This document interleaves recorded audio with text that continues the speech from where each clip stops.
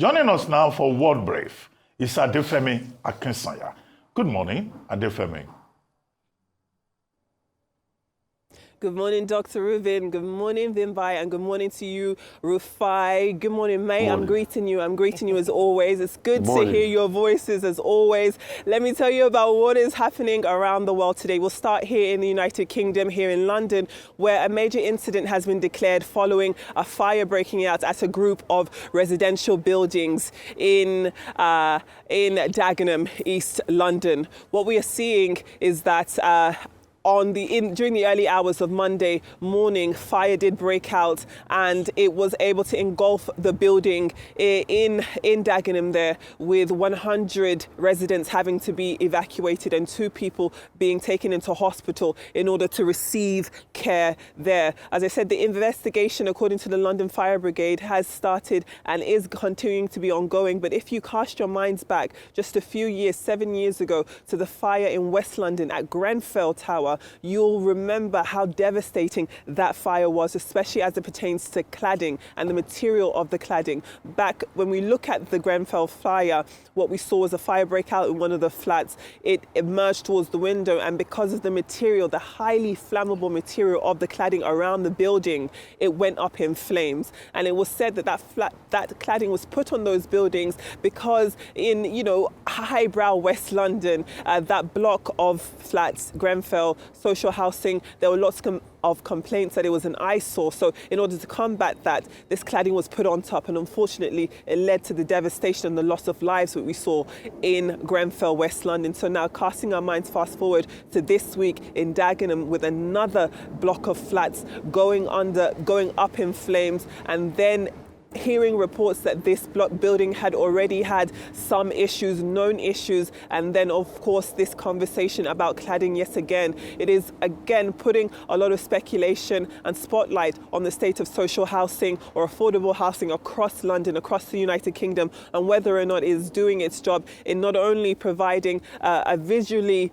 aesthetically pleasing scenario, but also keeping the residents inside those buildings safe. So that's what we're seeing here in the United Kingdom. If we take a step out of the United Kingdom and skip across the pond to the United States, it does seem as though we are just 2 weeks out from the next edition of the presidential debate between Kamala Harris and former President Donald Trump. They will be going head to head, but essentially it seems as though both sides are a little bit of an impasse because they have opposing views on the mic situation. According to reports, Kamala Harris's camp, their campaign, they want hot mics. They want to be able to hear everything. They want the audience to be able to hear everything that's being said, whether or not one person is speaking and a rival is interjecting. They want everything being said. But according to these reports that we've been seeing, the Trump-Vance campaign, they actually want muted mics. They only want one person to be heard as they are speaking. And that was the situation we saw with the Joe Biden-Donald Trump first installation of this debate. It was a muted mic situation where you could only hear one person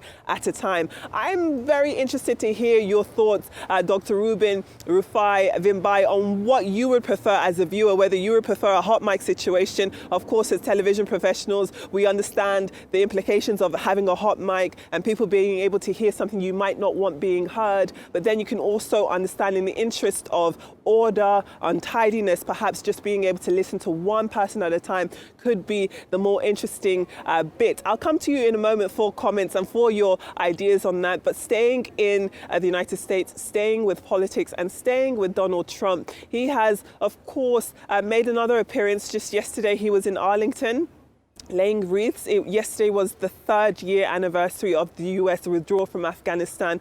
So of course we did see both Kamala Harris making appearances, but also Donald Trump. And he took to the stage in Michigan and he took a swipe at Kamala Harris, not something that many people would be surprised by. But then he did take the opportunity to say that the loss of life, loss of American life in the withdrawal from Afghanistan could have been avoided had Biden, and of course by extension Kamala Harris, used a different method, applied a different strategy.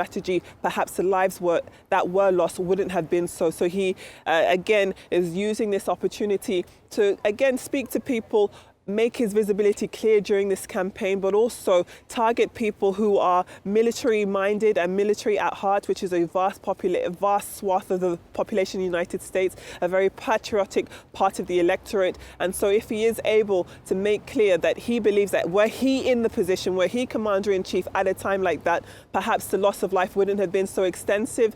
Perhaps he is trying, as we can see, to score some points to that extent over in Michigan there. And then, of course, looking out across from the United States back into the African continent, I do want to put a little spotlight on what we are seeing in the country. You guys are all aware of it. I know that we've already been discussing it in previous shows, but there's also, we know that Nigerian doctors have entered their second day, reports suggest, of striking because they are calling for the return of one of their colleagues. It's an ophthalmologist, Dr. Ganiat Popola, who has been in the midst, has been kidnapped and remains in detention for the past 8 months. She's a mother of 5. When she was taken with her husband. I believe her husband has since been released in March. She remains in captivity. And what you do see is a commendable effort of camaraderie with her colleagues, doctors across that region in Kaduna, saying that they are not going to administer even emergency care for the next week because they are calling for the return of their colleague. It is just something that reaches us here in the United Kingdom. Unfortunately, with insecurity being the way it is, not just, of course, in Africa or in Nigeria, around the world, we are seeing pockets of this instability, of this violence continuing. And it is refreshing, if you can even use that word, to see some colleagues come out to the defense of their partner to ensure that they are doing all they can peacefully to call for her return. Back to you in the studio. There are a few stories to discuss. Again, we were looking at this fire in Dagenham, the US political situation, whether or not you think a hot mic would be best over a muted mic situation, Trump's comments and criticisms about the handling of the US withdrawal on its 3rd anniversary, and lastly, what we are seeing with these strikes in Nigeria. Okay, I mean, Femi, I'll start with the strike in Nigeria. The strike in Nigeria is a very sad one, but the Nigerian state should also do better. Yesterday, I got the chance to speak to one of the NARD chapter doctors, head of the chapter in Abuja there, and he talked about the strike. He said Dr. Ganiat Popola had been in kidnappers' den for over 8 months now. In fact, he confirmed that some part of the ransom had been paid in the past, but she was not still released. And that's why they want the government to do something as regards this. They also say the reason why they're kidnapping a lot of doctors is because these kidnappers use them in their den to treat their patients and other kidnappers. So it's very sad that hospitals are turning back people, government hospitals. But, you know, when you also look at it, we need to get Dr. Ganiat Popola out and alive. As for me and the debate, the truth has to be said. I want to hear all of it because Trump is a very sneaky character. So I know there was some decorum in the last debate. There was not too much interjections and all of that. But you've got a prosecutor that can give it to him toe-to-toe. It's not that I totally agree with everything Kamala, because I also think Kamala should have done an interview by now. I think she's ducking interviews, which is very bad. I think I want to see her feet being put to the fire. But I want to hear all of it when it comes to Trump. And Trump has been trying to indicate that he wants to shelve the ABC debate and all. No, he shouldn't shelve it. He should come, and definitely he owes the American people that debate again. I mean, it was that debate that showed that, you know, he had more not more competence, I should say. He had more cognitive ability than Biden. So he should also show himself in this debate. And as regards the Dagenham fires, definitely cladding is a big problem. I was in England when Grenfell happened. And the conversation then on LBC and a couple of other radio stations was the fact that the cladding that was used was not that could repel fire. But the conversation was also the fact that if you wanted to use a cladding that could prevent fire, it would cost a lot. It would cost to the billions. The resolution put forward then was to change most cladding in parts of central London, especially in government buildings, to a more fire-repellent cladding. But it was going to roll into hundreds of billions to be able to do all of that, and the money was not available. So if something is not done quickly, we'll have more Dagenham fire, like we had Grenfell fire disaster, and we'll have more problems with cladding because the cladding they're definitely using cannot repel fire. All right, very quickly to the United States. The Democrats fought tooth and nail to ensure that the Biden-Trump debate would be a muted mic debate.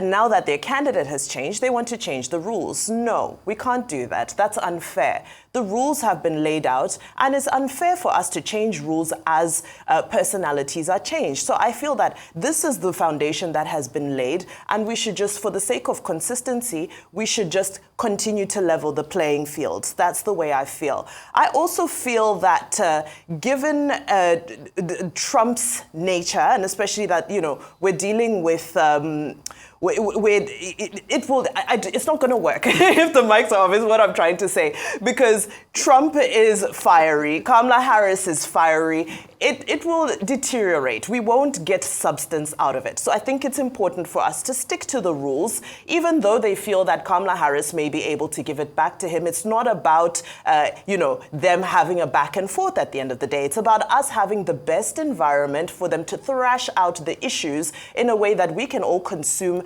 and digest. Now, of course, another big event yesterday was the memorial of those 13 slain soldiers in the Kabul attack 3 years ago, 3rd anniversary it was.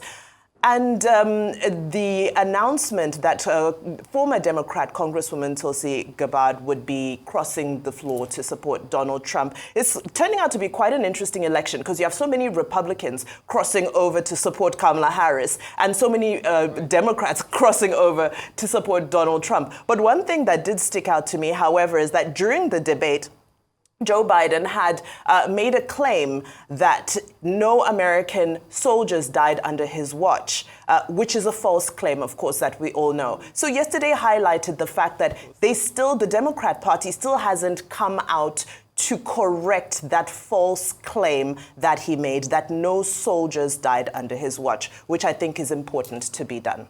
Okay, yesterday was the 3rd anniversary of the withdrawal of American service officers from Afghanistan. And that withdrawal has always been a point of criticism against the Biden administration and, by extension, Kamala Harris. And one of the major critics has been Trump. In other words, what Trump said yesterday was suspected, because he was saying that those 13 service members died because of the incompetence of the Biden administration. However, it was Biden's call to withdraw from Afghanistan. It may have been chaotic, it may have been hurried, as Trump claims, but the truth also is that the plan for that withdrawal was initiated under Donald Trump. That is dodging. He doesn't want to claim responsibility in that regard. He's just criticizing. So that's the way it is with Afghanistan. But we should be more worried about the situation in Afghanistan after everybody fled. The fact that, there's violation of the Rome Statute in Afghanistan, and there are, gender discriminatory laws that have been put in place. They call it propagation of virtue and prohibition of vice. That's the title of the law. And under that law, women are not supposed to be heard in public. In other words, women are treated as second-class citizens. That should be of greater interest to the international community beyond the politics in the United States. Foreign policy, anyway, not being a major issue. It just came up because of the anniversary yesterday. As for the hot mic situation, where the agreement before the debate on CNN on June 27, and now this one, ABC News debate on September 10, was that the mics will be muted. But the Kamala Harris campaign is saying, no, they want a hot mic throughout, thinking that that would be an opportunity to sabotage, to get Trump to sabotage himself. Because, it could be impulsive, it could, say things and all of that. But the Trump campaign is saying that agreements are agreements. What we agreed was that there will be no open mic throughout the session. The irony, however, is that in 2020, the same Donald Trump agreed to have a hot mic throughout. But this is President Trump. He changes his mind. But he thinks that perhaps Kamala Harris is looking for an excuse to dodge the debate. But I think the American people will be better served if both parties show up on September 10 in that debate. As for the incident at Freshwater Road in Dagenham, well, a number of quick lessons. This is happening a few days before the release of the Grenfell report. The 2017 Grenfell report will be released on September 4. And what are the issues here? One, we see the London Fire Brigade being very responsive, being very active. Two, this draws attention to the risk of living in these tower blocks, high-rise apartments. Three, in 2023, a fire safety enforcement notice was served on that building, but nobody listened to it. Very good news, however, is that investigation has commenced. When the incident occurred in Grenfell in 2017, about 80 people died. But in this particular case, people were evacuated, including children. Only 2 persons have been taken to hospital. Finally, for Dr. Ganiat Popola, she's an ophthalmologist. She's been in the kidnappers' den for over 8 months. Her husband was released in April after the payment of a ransom. No Nigerian should be kidnapped, whether at the National High Center in Kaduna or anywhere else. So this is the story of our country. But doctors, yes, solidarity, identification with her. But the government should make every effort to release her. The kidnappers are asking for 40 million naira. But there is a 2022 law in Nigeria that says if you pay ransom, you will go to jail for 15 years.